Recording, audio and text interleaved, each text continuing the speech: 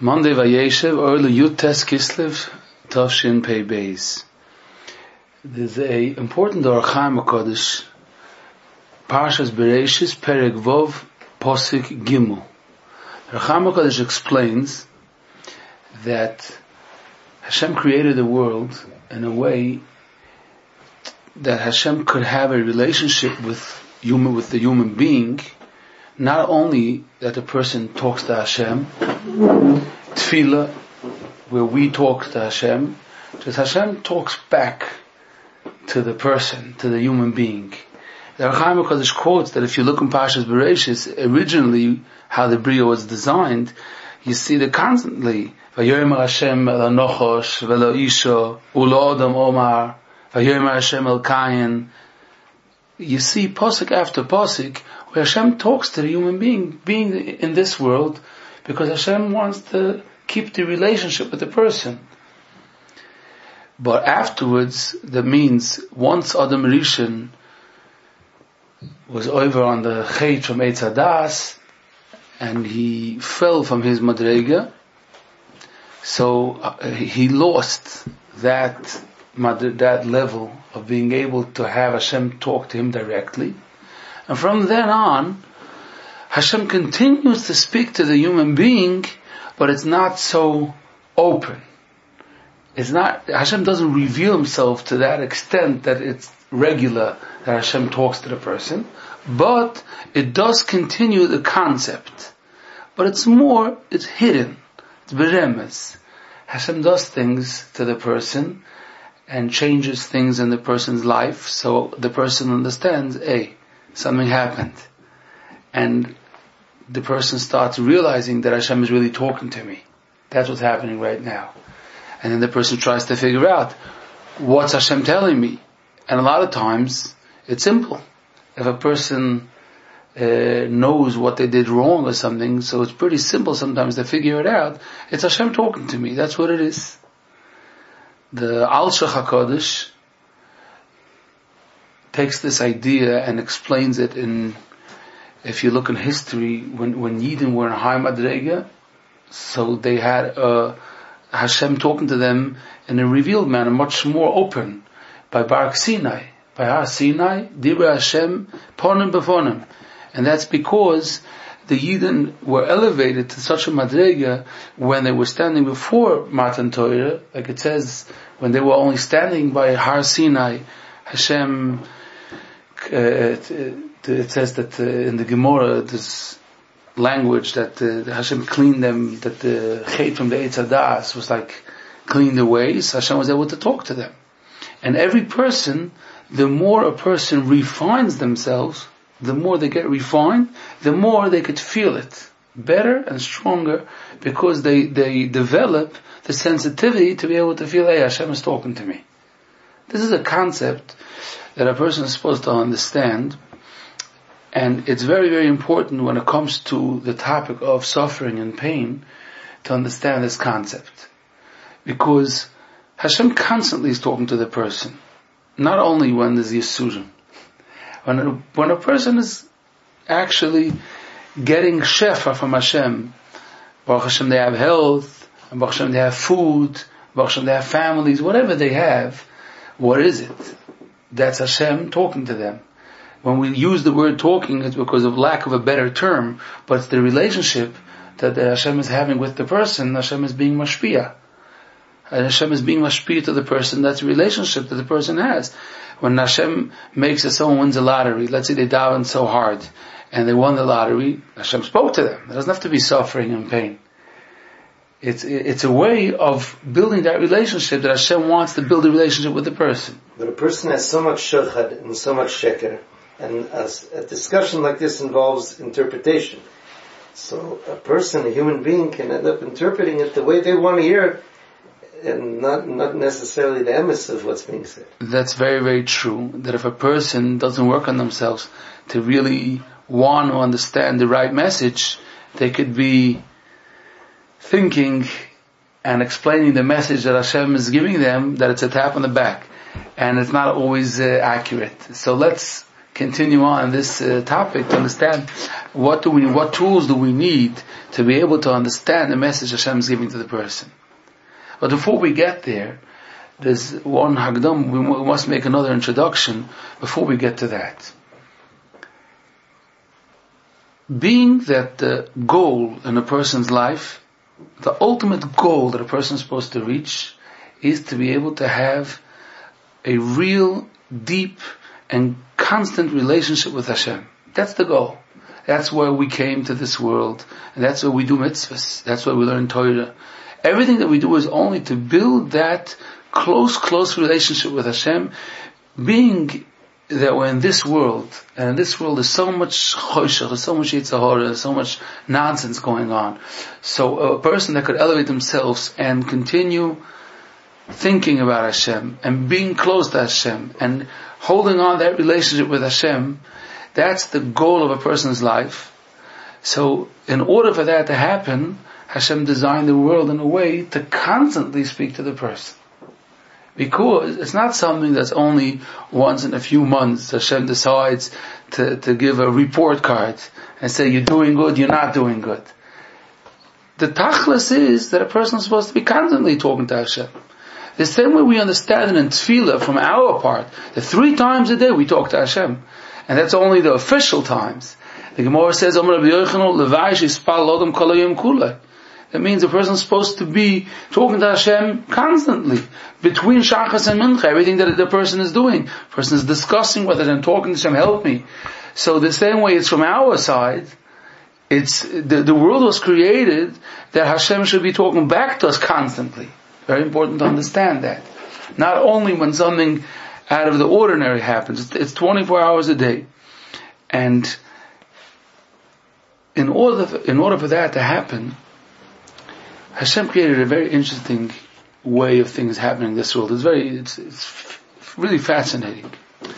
If Hashem would be giving us all our needs, constantly everything that we need, there would be no changes. It would just come constant, as a constant flow, then it would be harder for us to realize that there's a conversation going on. Even though it would be an unbelievable shefa that Hashem is showering us with all good. But it would be in this world which is blocked. There's a lot of it would be hidden, and we would take it for granted. We would take it for granted, and that would cause that we shouldn't remember that it's Hashem at all. Totally wouldn't remember that it's from Hashem. Like a lot of the matonis, the presents that Hashem gives us, and we forget to thank. A person could be having healthy feet for 50, 60, 70 years, and they had no idea they have feet. Until one nice day, they found out, hey, I have a left foot. How do they know? Because it hurts. But they never thanked for the foot. Why should they be thanking? They're thanking for other things. So what Hashem did, Hashem created the world in a way that a lot of the things that were created in this world don't come in a constantly. It just, sometimes it's there, sometimes not. And the reason for that is, so that should be something to help us to daven, to get it, and that would build our relationship with Hashem. That was the plan. The Gemara says in Masechtas Tainis that that's the pshat, that rain doesn't come constantly. Especially in Eretz Yisrael, you have to ask and beg and daven, and then Hashem helps, and it's a big Yom Simcha that there's rain. Tal, do, right? Do and ruchos, which is winds, we don't have to say in davening. It's not you could say it's beautiful to say Mashav Ruach, to say Moyer Datal, but you don't have to. Geshem, you have to mention. The Gemara says, what's the difference?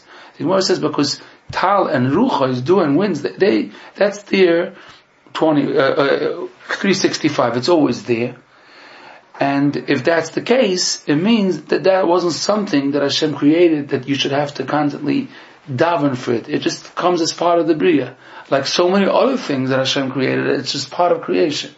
Geshem, which is not only rain, it's really, the Gemara explains that that's all the shefa that a person needs, all the tzrochim that a person needs. The Gemara says, Parnosa hainu gishomim. And Dav Beizim Sechtes Tain is Parnosa. No, that you have to, that you'll daven, we'll see. Hashem will have a meeting and he'll let you know if you were approved or not. Send in your resume. That's parnasa and geshomim. Why was it like that? To breathe ear koyan neshama halal ka, there is. You don't have to ask Hashem to be able to breathe. Unfortunately, by COVID, some people knew that to be able to breathe is a very, very, very big matana from Hashem. But on a regular basis, it's not designed in a way that a person has to hope, I don't know what's going to happen today. It's set up in a way that it comes. Because Hashem would have designed the Bria that everything we should get like that. But then we would be totally lost. Because we wouldn't remember that Hashem is giving it to us, and then we wouldn't build a relationship with Hashem. And we would totally miss the point. So why did Hashem have to create the world? So Hashem made such things constantly. And every person has to have things that they're missing. It has to happen. Things that they're missing. And a person is supposed to understand that was in order to build a relationship with Hashem. That's the tachlis. That's number one. That's the essence of the things that are missing in the world. So in order to build a relationship, it's the first few psukim in the Torah in Parshas Bereshis that Hashem waited and didn't give rain to the world because v'odam ayin lavedas ha'adama. Hashem wanted Adam to come and daven, understand that it's needed, and be makir in the toiva and the relationship with Hashem. So it gives a perspective for a person when they're missing something. Instead of becoming upset at Hashem, a lot of people get very upset. Instead of starting to feel guilty and all kinds of things, first, simple. It's very, very simple. That was designed in your life, so you should build a relationship with Hashem through that. Now, let's continue. If we're talking about a relationship, it's very important to know, and this is a topic, B'chlal and Shalom Bayis, or it could be employees, whatever it is, whatever relationship a person has, that in order to build a healthy relationship, the number one factor is a person is supposed to understand, what's my place in this relationship? What's my role? A person has to know, my place in this relationship is to be the person that's on the giving end, or maybe, even if a person's on the giving end, what am I supposed to be giving? I have to figure out exactly how this relationship is built. There are people that have very close friends, and it holds for years. For years. They're really close friends. It's not ahava shatluya b'davar, that means because they meet. They have really close friends. Usually, it took time to build that relationship, but they figured out the one person's personality, the other party, and then they know, what could I give for this relationship? And they figure out, when they schmooze, there's a certain mahalach, how it goes. There's sometimes one person that vents, and the other person that is absorbing all that, all the heat. And it's fine, because they really understand each other, and they enjoy each other, and they admire each other. But each party knows what I have to give to this relationship. They know, this is my role now in this relationship. When I have a different friend, a different close friend, I have a whole different way of communicating with that friend. That's fine, because I know him, he knows me, and when we communicate, we do it on a different oifen, because we understand each other. That's why Rashi says in Parshas Vayera that Hashem knew Avram Avinu ki yedativ asher yitzave es bonav es beis hayachrav. It says yedativ, Hashem knew him. Rashi says yedativ is a loshon from ahava. And Rashi says because someone that loves somebody else really knows him. Rashi gives us a real piece in psychology that in order to be able to have a close relationship, you have to understand the other person. You have to know him. And then you could fit. That means every person knows what I have to give to this relationship. Now, even if a person is mamash, an amazing personality and bright and has such good midas, but if they're not going to know their place in a relationship, then it's not going to work. It's not going to work. It has nothing to do with that. That could add maybe. But the essence of a relationship is knowing what to do when you're in the spot. Don't do the wrong thing. Let's say a Rav, a Maggid Shir is giving a shir. And there's a student that he's like a genius. And he loves to learn. And he comes every day with a geschmack to learn. But he doesn't let his Rebbe say a word out of his mouth. He's just busy constantly bombarding with questions. But questions, no. But answers, that's really what, he's like constantly saying, yeah, but, you're not letting the Rebbe be the Rebbe, so you don't understand your situation. You could maybe be a Rebbe, so go. It could actually be true, but you don't belong here. Right now is a situation of a Rebbe and a Talmud, and right now you're supposed to be listening. There's a lot you could gain from this Rebbe. If not, then don't sit here, because it's just going to cause friction. There's no point you should be sitting here. And if you walk around, you experience a lot of people making that mistake in life.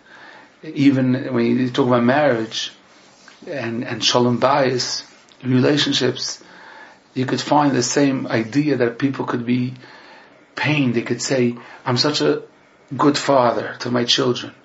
I come, I help, I do so much. Why isn't this working? Well, if you're talking about a father for children, it could be that relationship is working out beautifully. But maybe you didn't understand that you're supposed to be having a different relationship also. And that is not by being a father, it's by being a husband.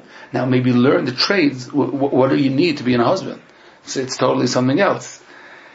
And you have to figure out in this relationship what you're supposed to be doing, and then it works. And then it's beautiful, and then you could connect.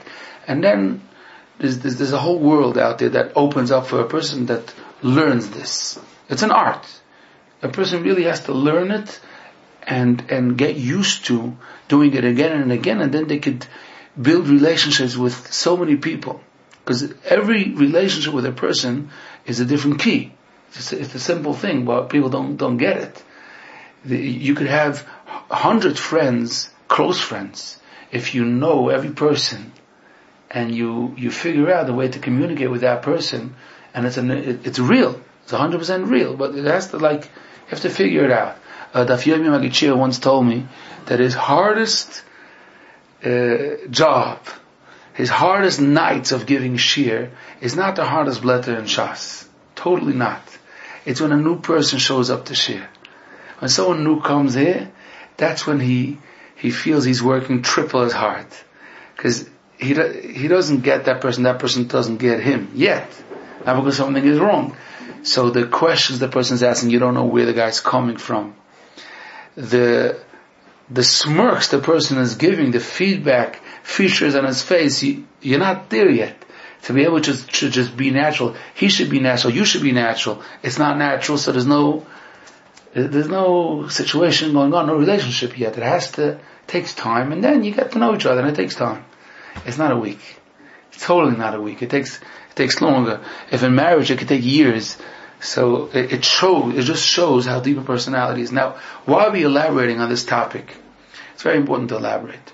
Because a person was sent to this world to develop a close relationship with the Rebbeinu Shalom. That was the goal. It was mamish the goal.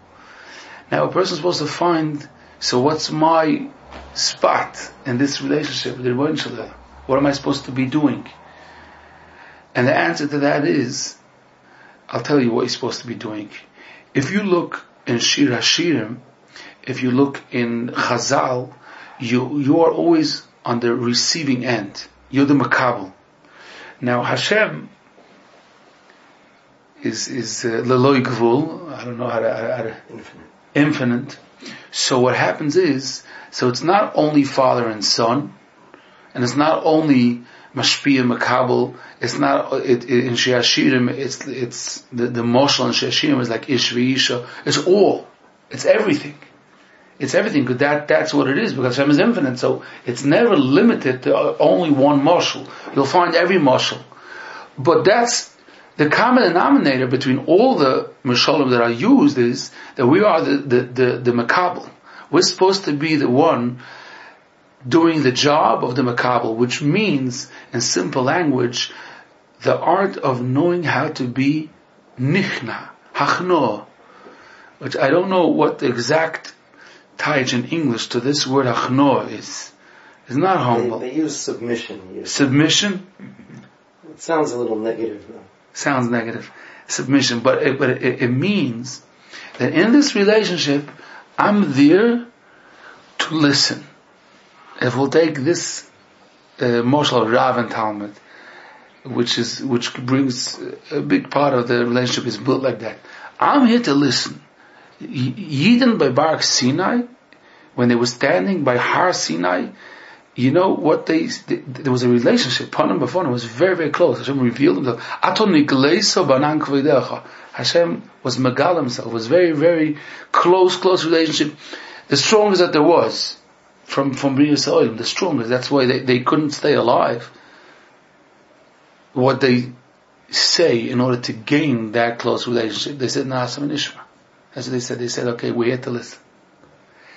If you learn that that's what you're supposed to be doing in this relationship, you have no idea how this relationship could develop in being so enjoyable for the person. I'm using that word enjoyable. I mean, the person feels so uplifted that they have this close friend, which is called Hashem. It's amazing that it's possible that we should say such words out of our mouth, but that's what it is.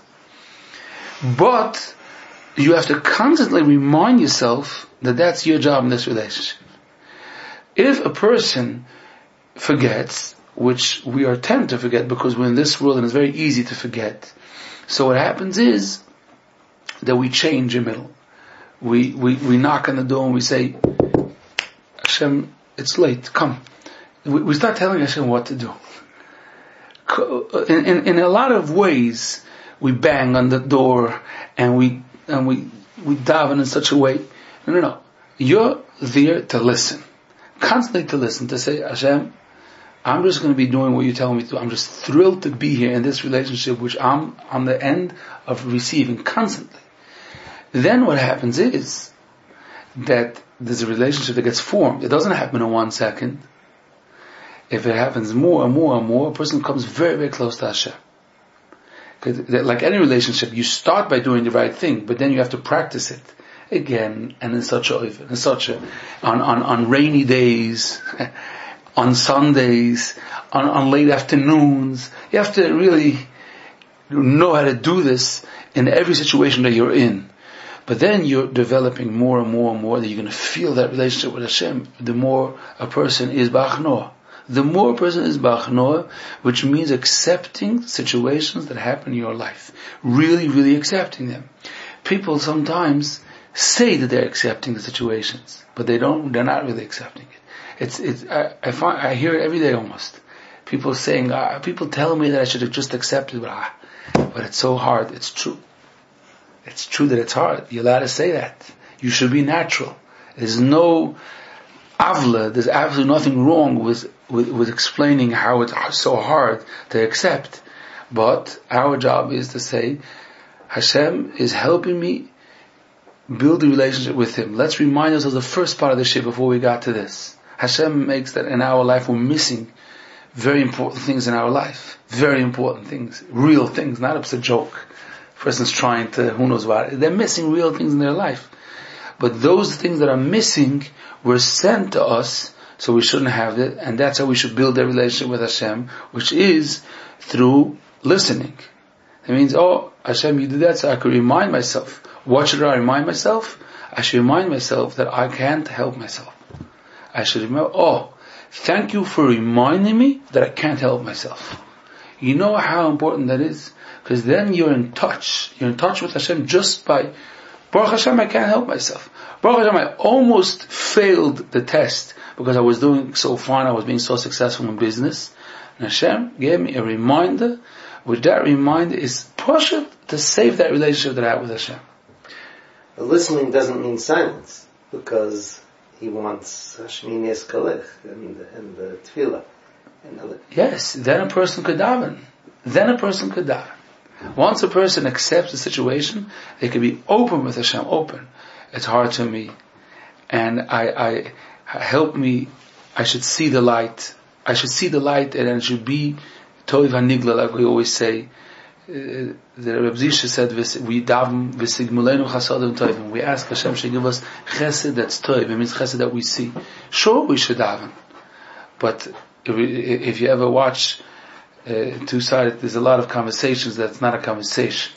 That means one person speaks, the other person speaks. They're not really communicating. You're not hearing what the other party is saying. You're just continuing on.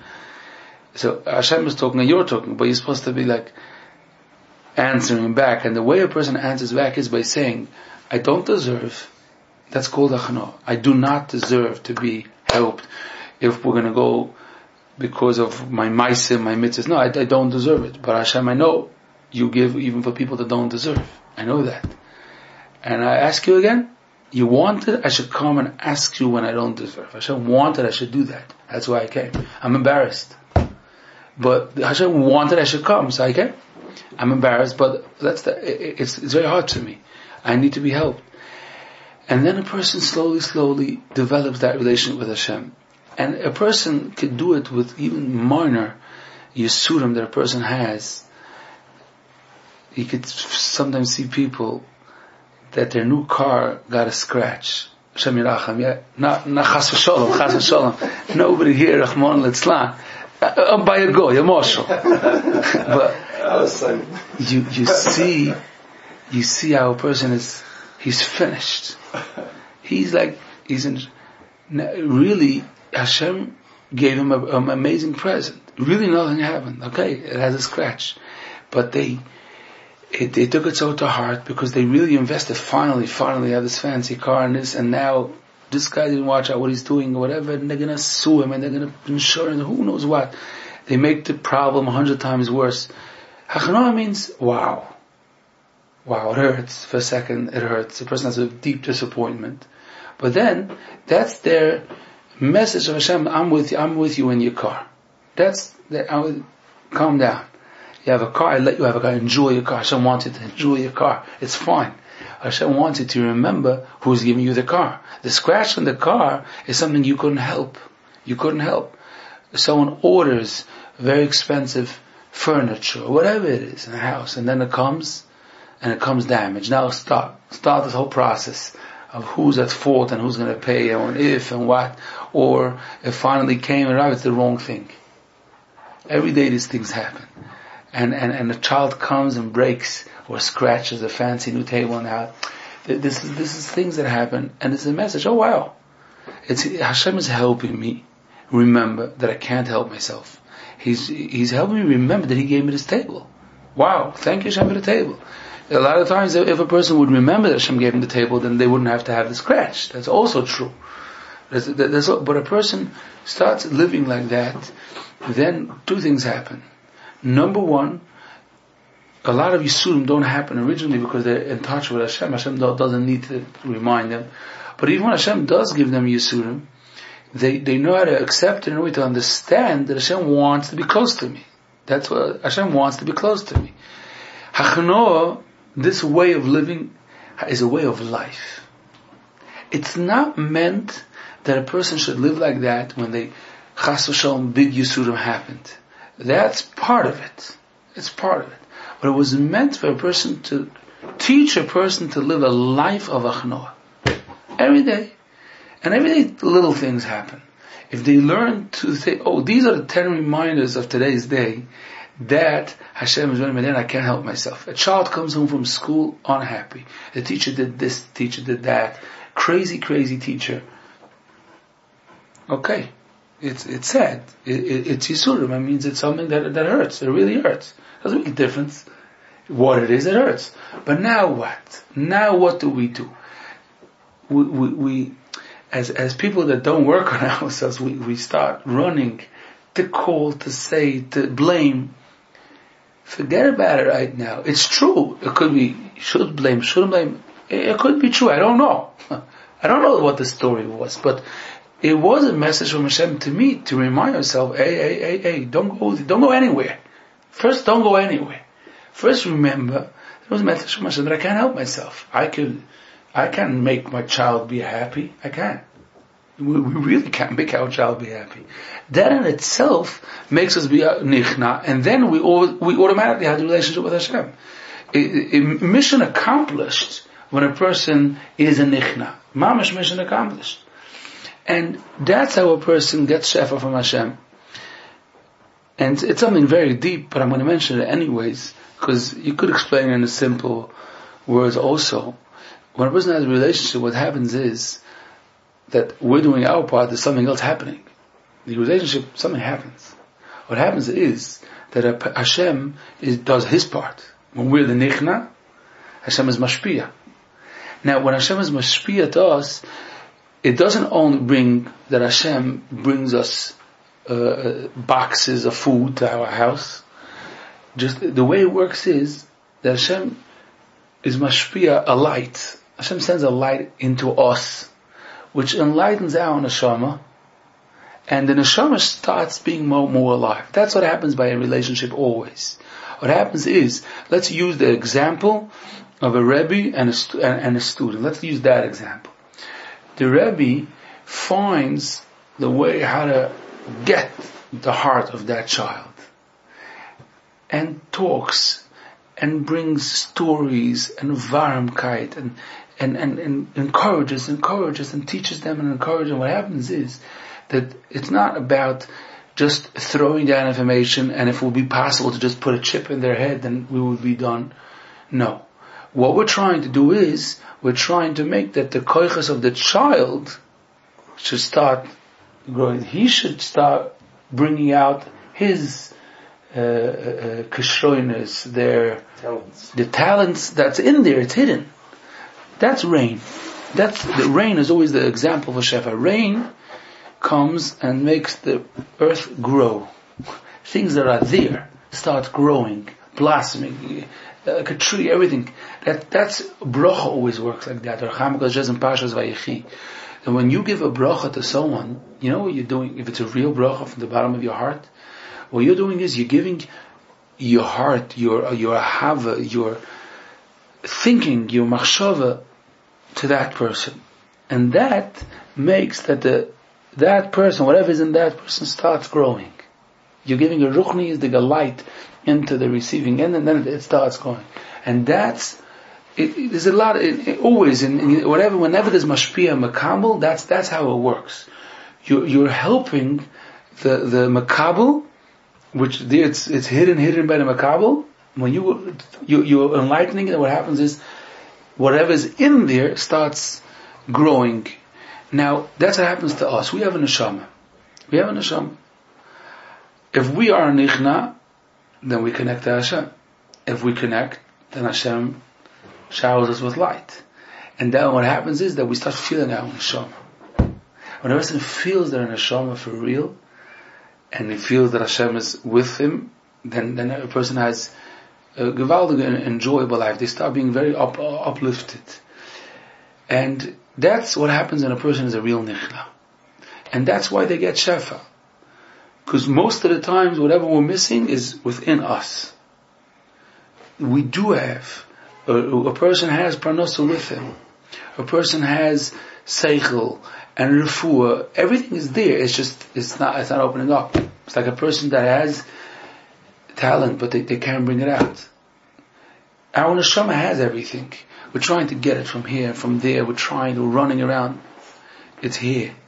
You have to connect to Hashem with being a nichna again and again and again, trusting in Hashem, believing in Hashem, talking to Hashem, building that relationship. That relationship that gets built more and more and more. So what happens is Hashem brings you a shefa, but not that somebody else from outside. You start finding the shefa in there, and then a person has whatever they need. And it's a lifetime of work, but a person could start growing in that. Now, I just want to finish with one more, with a certain part of this whole topic. It is very important to understand it. Sometimes we hear people that they're very busy with sgulas. We spoke about it. They're busy with this school, with that school. They heard that if you do this and that, then you're going to have a Yeshua, and that person did it, and he got a Yeshua. Now, it's we're talking about sgulas, in this part of the shir, we're talking about sgulas that are real sgulas.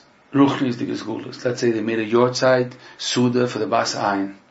And how many people got engaged? People are talking stories, 30 people and 16 people and 18 people before the shkia, after the shkia. We're talking about real sgulas. We're not talking about people that are doing things that are not in Torah. No, things that are, you're connecting to Ruchnis, you're connecting to a tzaddik, real things. Or people that they heard that if you say Tilim backwards and forwards 2 times in a row, before Alois HaShachar. These are real things, because if you're saying Tilim, you're touching Ruchnis. Whatever you're doing, you're doing something good. You're not doing something that's not good. But here's the very important point a person's supposed to chap. A person's supposed to be living a healthy life. A healthy life means a person that has a healthy relationship with Hashem. There are people that their relationship with others are like bipolar. That means they every second day something happened, and the neighbors know that something happened because it's the volume. You could hear screaming and throwing and don't ask what's going on, and they're fighting and not talking. Whoo! People got mixed in, and sometimes police comes, who knows what. And then, a week later, romantic, don't ask. Everybody knows what's going on. I don't want to use all the language, don't ask. They are so close, it's amazing. It's like crazy. And they're posting pictures, don't ask what's going on. Best friends. They're living that type of life. They're not living a healthy relationship. That's not called a healthy relationship. That's called that they want to, but they have a hard time. They have a hard time, and that's why they have times that it's very, very tough, and times that now they're flying high. But that's not called healthy. The same is with, if you're talking about eating habits, we spoke about that in the previous year. The same exact thing. You could have a person that had this crash diet and they lost 60 pounds and they just, amazing. It's true. It's true. It's amazing. But that's not called living healthy. Living healthy is someone that eats healthy, constantly and healthy. And they live, and their blood pressure doesn't go like all the way up and all the way down, the sugar and back and forth, and then they're tired, and then they're all, you could find these people that they turn in their moods. Their moods, that means they ate a ton of sugar and they're going crazy and wild, and then all of a sudden they're down, no one to talk to. Now they're nobody home, and back and forth, and then they went on a diet and they fell and they started eating again. That's not healthy. Now, even if a person has those unbelievable healthy spots in that eating, it means they went on a diet and they worked on themselves, they killed themselves to take off who knows how many pounds. Okay, that's beautiful. There's nothing wrong about that. But you can't call that person living healthy. The same is with Hashem. Hashem wanted us to live healthy. To live healthy. That means a person knows the beauty of davening. He figured it out. He developed that he has a relationship with Hashem on a constant basis. They understand what they're supposed to be feeling when they're doing mitzvahs. They figured out that if they're doing mitzvahs in order to get attention, then they're not going to be building a relationship with Hashem. It's not going to happen. If they're telling everybody every good thing they're doing, they're missing something. They're shallow. That means they need to get feedback from that's what it's showing. So, if that's the case, then they don't have a healthy relationship. So what's happening? What's happening is if you don't have a healthy relationship, then most probably you're also missing a lot of things in life. Everybody's missing. I'm not saying, but if you're not connected, most probably you're missing more. Let's say it that way. There's bigger issues happening in your life because you're disconnected. But most of all is you don't feel that relationship. Forget about now. That's what we're talking about, the main thing. So, the guy is coming and he says, you're not allowed to do a segula. You're not allowed to do these segulas. I want to do this, I want to do that. I didn't say that. There could be allowed to do the segula. The question is, why do you go crazy over every segula? Why do you need it? Why did you feel that really that person didn't that and he got help? Okay, so I'm going to do it. So now I'm going to get up in the middle of the night and I'm going to go to that cave and I'm going to do that. I didn't say it's wrong. You're allowed to, and you're even supposed to. In a certain sense, you're even supposed to say Tillim, you're supposed to have Mashachas at Tzadikim. But let's take the topic of Tzadikim. If a person figured out that if you go to this Tzadik, you could get that Yeshua, you go to this Tzadik, you get that Yeshua. It teaches you something about the person, that person has no Shachas at Tzadikim. They have no Shachas at Tzadikim. What's happening is that they need to come on to have like a big bite, and to say all of a sudden they're going to do something crazy with tzaddikim, and then they got something for it. It could be that they had a Yeshua because they had a shaykhis to this part of Avodas Hashem. You don't need to do that. You could be learning this form of the tzaddik and connecting to the tzaddik on a constant basis. Nobody has to know about it. And I have news for you. Your child could have gotten engaged 2 years ago. Sorry, don't get hurt. You could have been in touch with that tzaddik 2 years ago. You didn't have to wait, and the child should be 24, and then all of a sudden go crazy and find out it's the tzaddik and make a big deal. It's not to make fun, chas v'shalom. It's just to explain. That's all. It's just to explain. There's a way of being in touch with tzaddikim all the time, and the way of being in touch with Hashem all the time. A person that knows that every day he says Tillim. Why? Because he wants to keep that relationship with Hashem. He says Tillim every single day. So it depends on the person. Some people could say 10 kapitlach Tillim. Some people don't have the time for that. They can only say 3 kapitlach Tillim. It's true. Some people, they feel they can only say Yiddish words. They're overwhelmed. They're really mothers of little children. They can't sit and say 5 kapitlach Tillim. They tried 100 times. It could be. There are people, they married off all their children and they could say the whole Tillim every day. That's beautiful. But live a life of a healthy relationship with your Rebbeinu Shalom.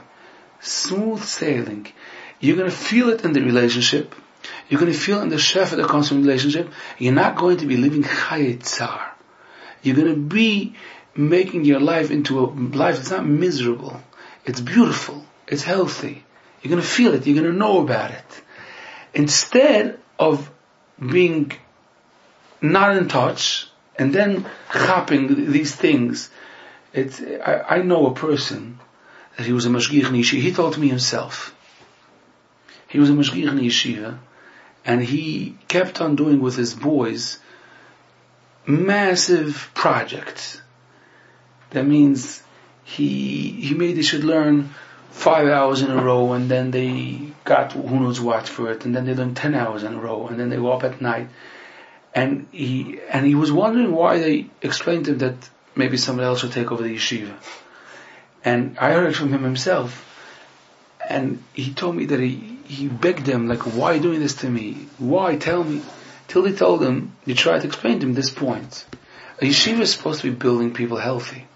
That means you come in the morning and you develop a geschmack in learning and you learn every day. Okay, you could do that. You don't have to be very so conservative that you're not allowed to drink l'chaim or you're not allowed to enjoy Gemara. But if you could only make them learn with crazy things, you're not building a person like that. It's not building a person. Our Avodas Hashem is supposed to be like that. And a nichna doesn't say that I grab zgulas. It doesn't show you on a nichna. It doesn't show on a healthy relationship. That's it. You if you understand that this tzaddik could help you do tshuva, so yeah, build the relationship with that tzaddik, and then the yours from that tzaddik, you should learn this from. You should go to his cave also if you could, not every year, whatever, whenever you could. It depends. If it's local, then of course you go every week. People go, but that's beautiful. That's amazing. But it's like people that go tish hopping. They just go to see the adventures. People do it in Ruchnius also. They do it in Ruchnius. They see advertising that this person went to that cave. Okay, so now we're going to do that. They're not having achno. What does that have to do with achno? You're not building a relationship, not with the tzaddik and not with Hashem. In some ways, it's like buying expensive presents for a person you want to have a relationship with. That's what it is. Yeah. That's what it is. The people that buy expensive presents show something.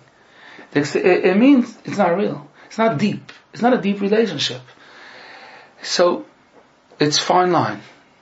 Like I said, because these are ruchnisige things. These are ruchnisige things.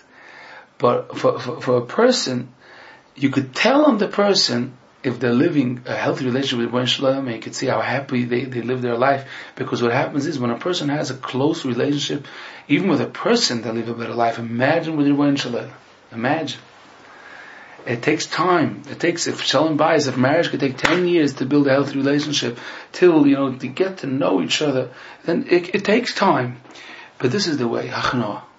By davening like that, by learning like that, by situations of Yisurim, every situation of Yisurim, accept it, talk to Hashem about it. Don't fight it. First thing, don't fight it. Don't come with a hammer. Be that person that's nichna, then a person has a much healthier, beautiful life, and then they understand what the Torah says. They see, that makes much more sense. Torah says, you're going to be with me, I'm going to give you all you need. They understand that it wasn't built on all this to run around. They get it more, and this sums up a little bit the first topic of Yisurim Bahava that we started learning a few weeks ago, which is Hachnoah. Any type of pain and suffering helps the person have Hachnoah, because they can't help themselves, and they're shocked. And if they have Hachnoah, that's an amazing present, because that helps you have a relationship with Rebbeinu Shalom. And then, that's why it brings Shefa. That's why in the end, you're going to be thanking Hashem for it, because you see what good things came out from it, even in this world. Okay. It helps with